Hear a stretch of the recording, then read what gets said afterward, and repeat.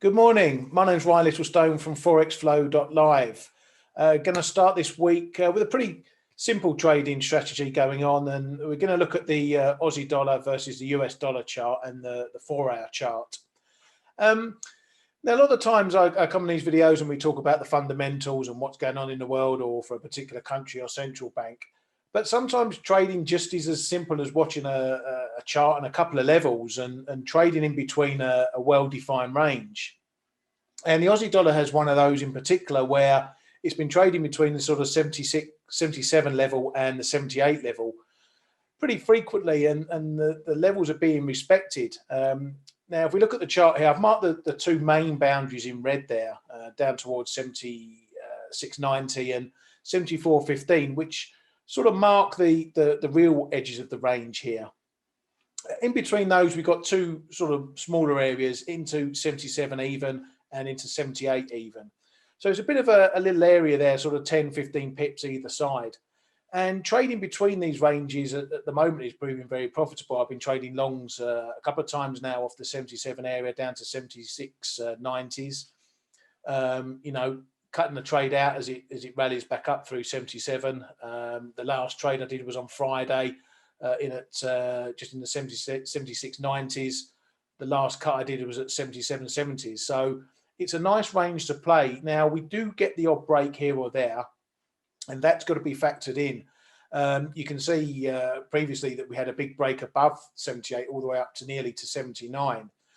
So what you can do with these sorts of trades is look for these break points. If they happen, stick a buy stop in above to reverse the trade if you're short up top. Go with a buy stop to potentially catch a break higher. Again, you can keep those fairly tight. If you go for a break trade on the top side, say around 78.20 odd, you can have a stop fairly tight just under that, that 76, that 77.90 odd level.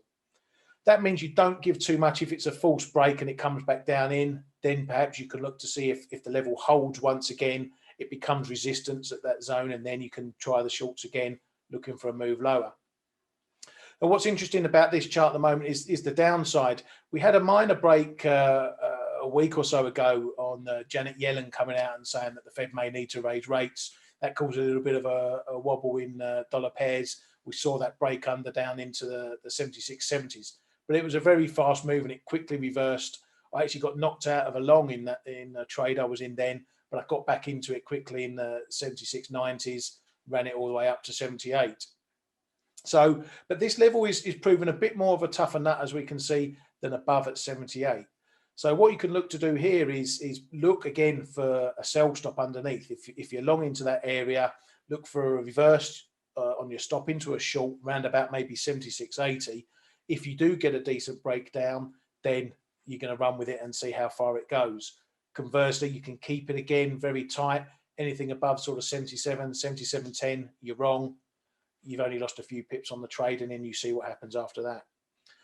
So as I say, no great fundamental story here at the moment. It's basically trading between two numbers. We know what's going on with the fundamentals. You've got China on one side, the virus on the other side, what's happening in the US dollar on another side. So all those things are still factoring. But in the meantime, looking at a pair its simplest form, just trading the range and see what happens, and keeping your trades nice and tight. So a fairly straightforward one to start this week off. And as always, I wish you luck with your trading.